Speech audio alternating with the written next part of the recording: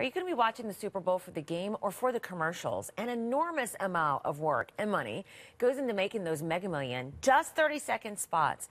So we asked, and we went behind the scenes at one major ad agency and said, what goes into these commercials? Make one for us. What if you had Robin waking people up just in their house, or Robin showing up in different places? Well, what if she's in the house and she's with you all throughout the periods of through the your morning? day, your morning She's there when you're brushing your teeth.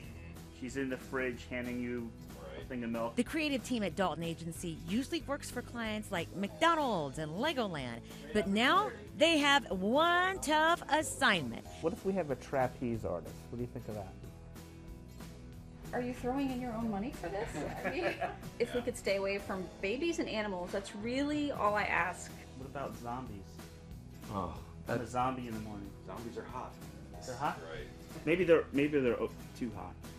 They're overdone. I don't. They may have jumped the shark. Once they come up with a few killer concepts, they have to pitch it to a very tough audience, our producers. We thought, what if we interview her parents? Maybe Dad says, frankly, we just didn't know what to make of it. Mom says, I'd see a light on in the bathroom at 4 in the morning and she'd be there doing her hair and makeup.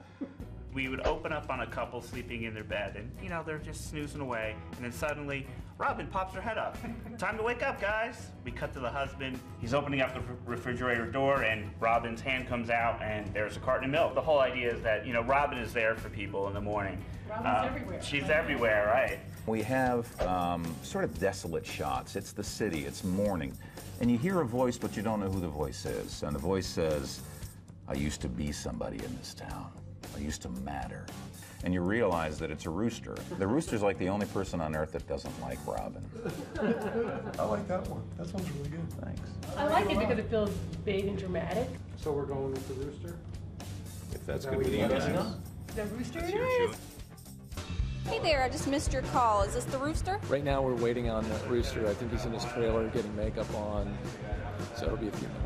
Like a true diva, the rooster was running fashionably late.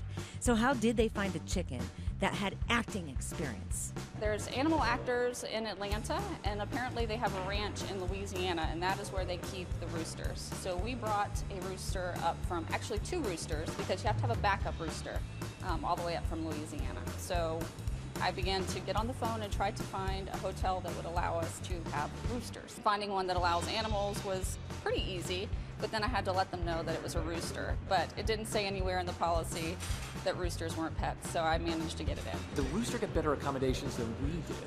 We could find a place in this town. The chickens have arrived in style, and their trainer said that the rooster was ready for his close-up.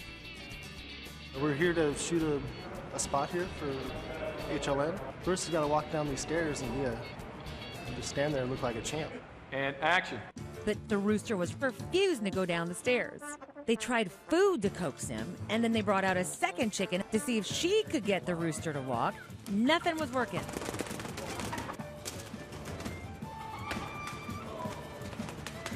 After getting loose and being chased around the set, the rooster finally calmed down enough to get a shot, but it still would not go down the stairs. Yeah, right now he's not doing well. I don't think anybody understood that a rooster does not walk downstairs. It's a rooster, Animals, if they want to do it, they'll do it. If they don't want to do it, they're not going to do it. I think we're going to go ahead and try and do the composite with the green screen. Let's see how that works. That's our backup plan. We're kind of in dire straits here. So they brought out the green screen and they put the rooster right in front of them. Now, after the green screen episode, they took the rooster to his natural habitat. That would be the outside for another shot. So how did it all turn out? I used to be somebody in this town. I used to matter. Nobody started their day without me. But now I'm forgotten. Obsolete. Because of her. I'm Robin Mead, Morning Sunshine. This is what's going on today. Morning Express with Robin Mead. Weekdays 6 a.m. to noon. Yeah, what's the point? What did you think? Did you like it? So we're joined right now by the guys behind it. So Bill Coons and Pat McKinney. Pat and Bill are two of the men who put this together. Our Super Bowl level commercial is what we call it. Thank you so much for doing that. Because first of all, you have paying customers, which is what we are not. But you've done this before for companies like what?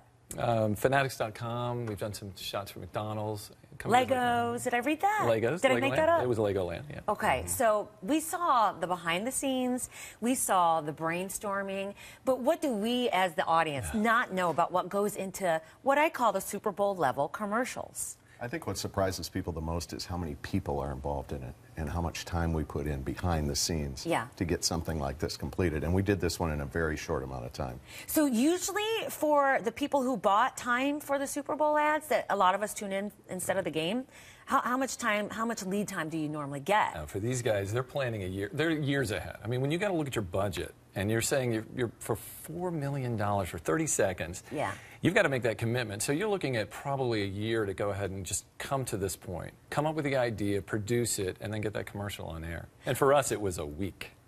1 week. Well, you did a great job. I don't know how you got the rooster as a star diva, but or Devo. Very temperamental. So for you, when it comes time for the Super Bowl, is it work for you because you're going to watch all your competition's ads? Can you enjoy it at all, or are you taking notes? What happens for you personally? We were laughing earlier because we've all been at Super Bowl parties where the commercials come on and everybody watches them, and then they turn to us and say, "You're the advertising guy. What does that mean?" Right.